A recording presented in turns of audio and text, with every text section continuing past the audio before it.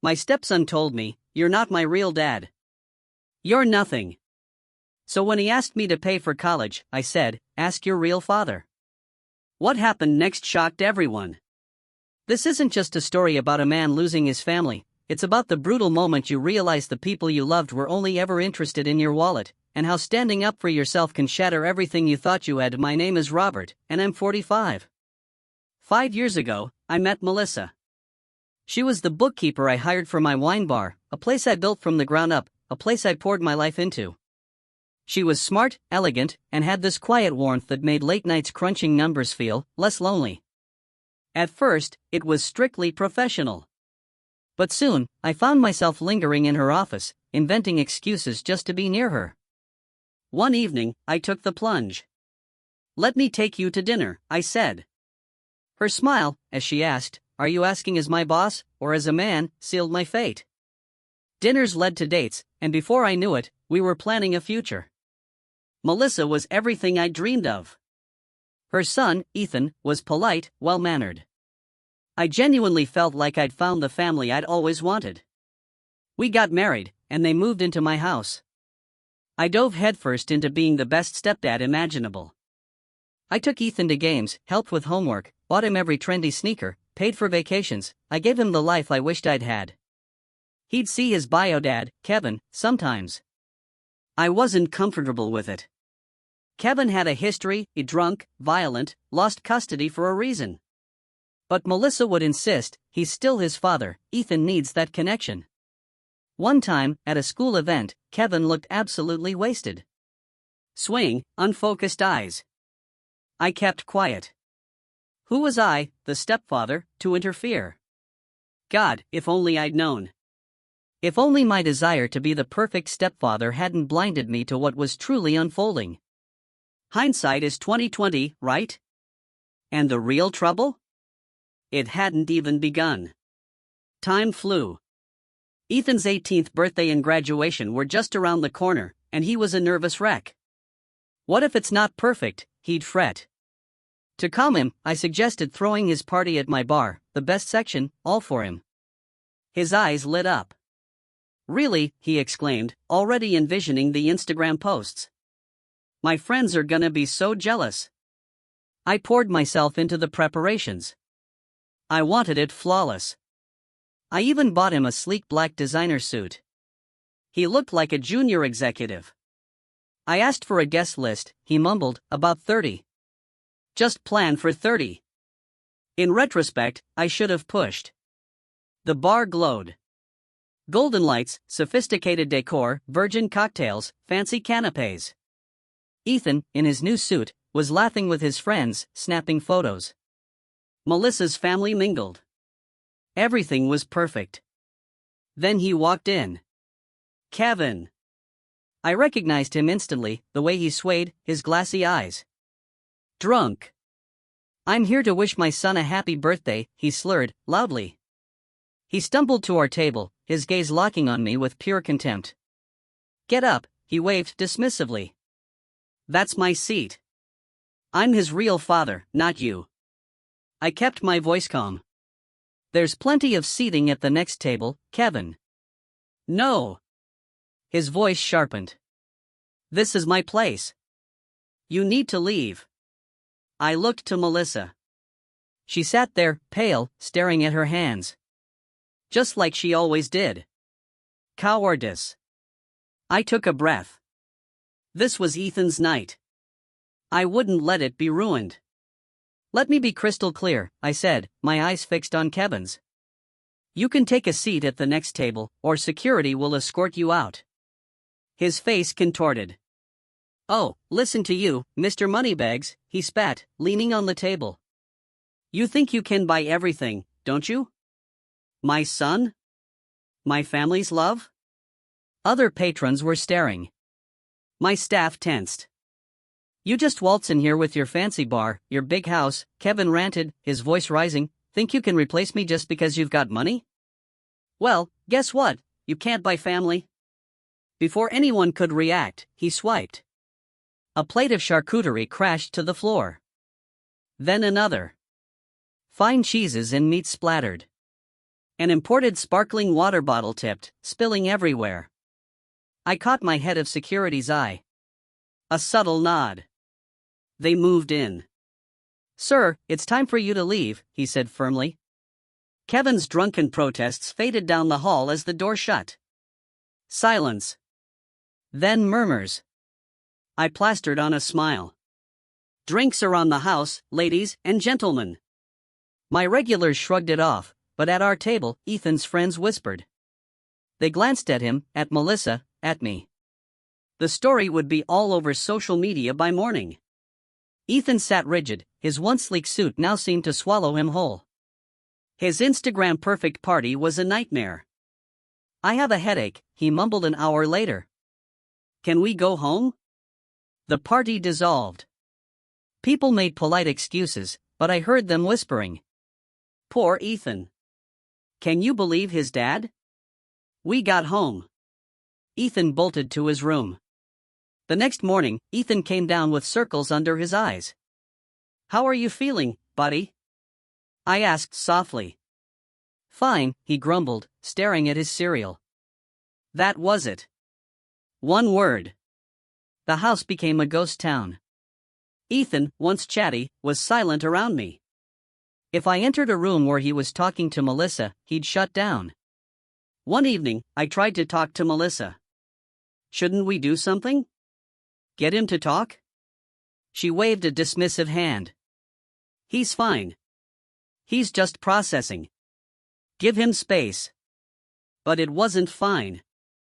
None of this was fine. Despite the tension, we attended his graduation. Melissa and I clapped till our hands hurt. He looked great in his cap and gown. For a moment, when he glanced our way and smiled, I thought maybe things were turning a corner. Of course, we threw a party at the house. All his favorites, truffle fries, steak sliders, little crab cakes, and outrageous chocolate cake. His classmates filled the house with laughter and college plans. For a few hours, it felt normal. Ethan was smiling, his old self. I started to relax. Then his phone rang. He stepped into the hall. When he came back, his face had changed. A quiet resolve. He walked directly to me. "My dad's coming over," he said. "He wants to congratulate me." My stomach dropped. "Absolutely not," I said, the memory of his birthday still fresh. "Ethan, think about what happened at your birthday. He showed up drunk, caused a scene, destroyed property that was your fault." Ethan cut me off, his voice rising. "None of that would have happened if you had just moved. He's my real dad. You should have just stepped aside." I stood there, punched in the gut. After days of silence, this is what he'd been thinking? That I was to blame? I turned desperately to Melissa. "Melissa, please. Tell him how inappropriate his father's behavior was." But she sat there, staring at her hands, the same silence, the same cowardice. Something inside me snapped. 5 years of being the perfect stepfather. 5 years of eggshells, excuses, swallowed frustration. It all came pouring out. "Listen to me, Ethan," I said, clear and firm. "That was my wine bar. I set up that party for you.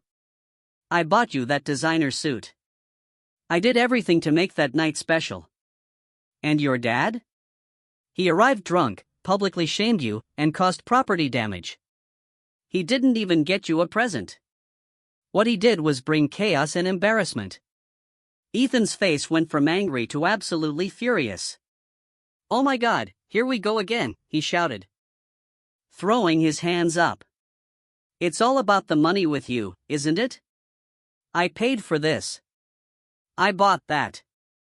You think because you have money you can control everything?" He spun to face his classmates, who were now shifting uncomfortably.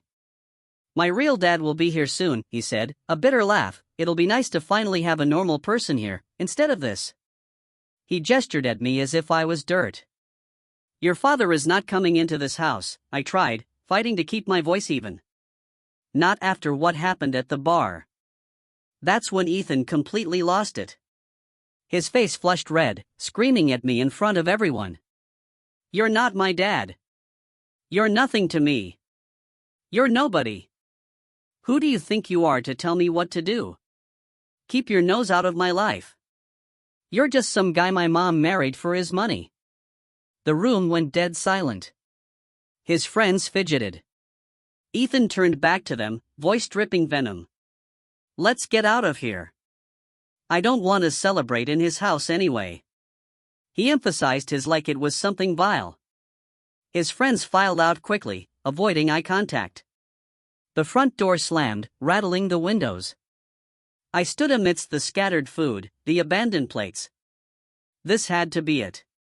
Surely Melissa would finally defend me. Wouldn't she? Melissa cleared her throat. Her voice was cold, detached. "You had no right to throw the house and money in his face like that," she said flatly. "You didn't need to remind him this is your house, that your money pays for everything." That was low. I stared at her, seeing her for the first time. "You've got to be kidding me," I said, disbelief choking me. "Where were you when your ex was hurling plates across my wine bar? Where were you just now, when your son stood here and screamed insults at me?" She shook her head, as if I was the crazy one. "You're the adult here," she snapped. "You should know better than to argue with a teenager." I let out a bitter laugh. "And you should know better than to bury your head in the sand like a coward. But that's what you do, isn't it? You just sit there silently while your ex-husband and your son treat me like garbage. Well, guess what? I'm done being everyone's punching bag." Her face clouded. She didn't say another word. She just turned and walked upstairs. A few minutes later, I heard the guest room door slam. Breakfast the next morning felt like a funeral. Melissa slid scrambled eggs around her plate, avoiding my gaze. I was about to leave when Ethan lurched into the kitchen, still in his graduation attire from the night before. I caught a whiff of alcohol. I glanced at Melissa, waiting for her to say something about her teenaged son reeking of booze at 9 a.m. Nothing. Just silent, fixed on her plate. "Where have you been all night?" I asked, neutrally. Ethan turned to me, bloodshot eyes full of contempt. "None of your business," he sneered. "You're not my dad. You're not anyone. Just some empty space taking up room in this house." He stumbled upstairs. Melissa remained silent. By now, I was convinced her silence was some kind of twisted superpower. The next week was like living in a haunted house. Ethan wouldn't speak to me directly. "Dad," he'd say to Melissa, pointing at me like I was furniture, "can you ask your husband to pass the salt?" Or, he'd walk into a room and say, "This guy is in my way," and just stand there, waiting for me to move. I said nothing. I just watched. 5 years I'd wasted, trying to be the perfect stepfather. Now, I was out. Let them show their true colors. And boy, were they about to. Sunday, Melissa and I were enduring another silent dinner when Ethan burst in, waving an envelope like he'd won the lottery. "Dad," he exclaimed, bouncing. "NYU accepted me. I got into my dream school." He hugged Melissa tightly, both beaming. Then he turned to her, with a smirk I'll never forget. "Tell your husband he needs to pay for my tuition." Something inside me snapped. I smiled. Not a warm smile, a cold, sharp one. "I won't be paying for your college education," I said, my voice clear. "You've made it very clear that I'm not your father. I'm nobody, remember? Well, guess what, this nobody's wallet is closed. Why don't you ask your real dad to pay?" Ethan's face went an alarming shade of red. "You vindictive piece of," he started, tears brimming. But I felt nothing. "You're doing this to punish me. You're just evil." He hurled insult after insult, but it was like watching a storm through a window. It couldn't touch me anymore. "Mom," he whirled to Melissa. "Make him pay. He has to pay." Melissa cleared her throat, adopting that patronizing tone I'd grown to despise. "Come on, honey, quit joking around," she said to me. "You know you need to pay for Ethan's education." I pushed my chair back and stood up. I've made myself perfectly clear. I will not pay tens of thousands of dollars in tuition for someone who spent weeks telling me I'm nothing to him, someone who treats me as if I don't exist in my own home. I turned and walked out. Ethan's screams followed me upstairs. Plates crashed, chairs scraped, theatrical sobs. Like father, like son, I fought grimly. I sat in my bedroom, listening to the chaos die down. But I knew it wasn't over. Melissa would be up soon, ready for her next act. Sure enough, 30 minutes later, my door burst open. Melissa, red-faced with anger. "I'm sick of it," she spat. "Sick of you and your games. You need to grow up and pay for Ethan's education." I looked calmly at her from my bed. "No. You and your ex can figure out how to pay for NYU. I'm sure between the two of you, you can work something out." Her jaw tightened.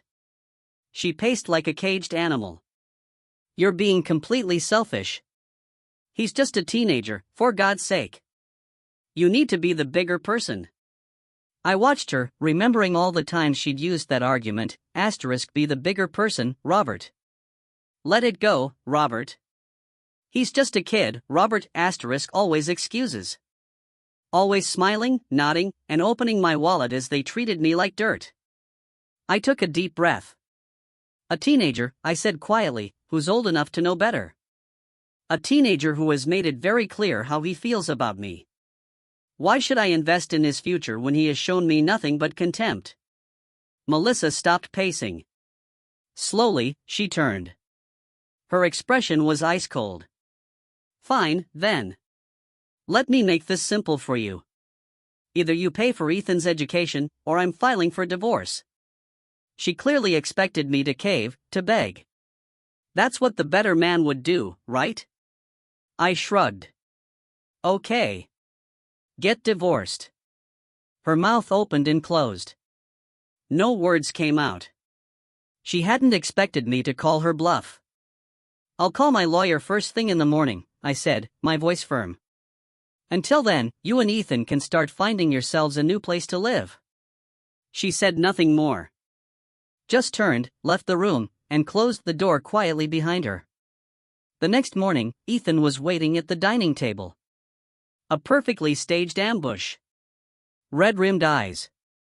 Melissa, with her carefully practiced look of concerned authority. "Honey," Melissa said, that manipulative smile I'd finally learned to recognize. "We've all had a chance to calm down and think." Ethan nodded profusely. A well-bred puppet. "We all just overreacted yesterday," he said, his voice dripping with honey. I stood in the doorway, a strange clarity washing over me. I was seeing them, truly seeing them, for the first time. Melissa continued, her voice taking on that reasonable tone she used when she wanted something. "We're family. Families fight, but they also make up. And since you were the one who escalated things with this whole college situation, it would mean a lot if you took the first step toward reconciliation." Ethan jumped in on cue. "Yeah. And if you helped with tuition, it would show that you're really sorry and want to make things right." I almost laughed. They actually thought I was that easy to manipulate. "Actually," I said, pulling out my phone, "I just got off the phone with my lawyer 5 minutes ago. The divorce papers should be ready by this afternoon." Their expressions changed in a flash. Ethan's fake smile vanished, replaced by shock. Melissa's face turned that familiar angry red. "Congratulations," I said to Ethan, flatly. "You won't have to deal with your not dad interfering in your life anymore." "Isn't that what you wanted?" Ethan burst into tears. Real ones this time, not the calculated ones. But I was done. Done with teenage tears. Melissa sprang to her feet, her chair almost toppling. Without a word, she stormed upstairs. Moments later, I heard drawers yanking, closet doors slamming. They packed in dead silence. No more abusive speeches, no more insincere apologies. Just the sound of suitcases filling and doors slamming. I thought it was finally over. I was wrong. The messages started that same night. First from Melissa, "We all said things we regret." Let's talk about this like adults. Then Ethan, I am so sorry if I hurt your feelings, but you are really being totally unfair about college. When I said nothing, they got meaner. You are being obstructive and destroying this family. I hope you enjoy being all alone with your money. You'll be sorry later when you are old and alone with nobody. I still said nothing. The divorce was quick. I had a prenup, of course. Melissa tried to fight it, but my lawyer handled it. She got nothing. Not a penny of my bar's profits, not a dime of my savings. I still hear things sometimes, through mutual friends. They're living in a small apartment across town. Ethan couldn't afford NYU, he's working at a mall. Melissa is struggling to restart her accounting career. I've since redecorated the house, gotten rid of all the furniture that reminded me of them. The place feels bigger these days, lighter somehow. Or maybe that's just me. Finally free. Free of the weight of trying to buy love from people who are only ever interested in selling it.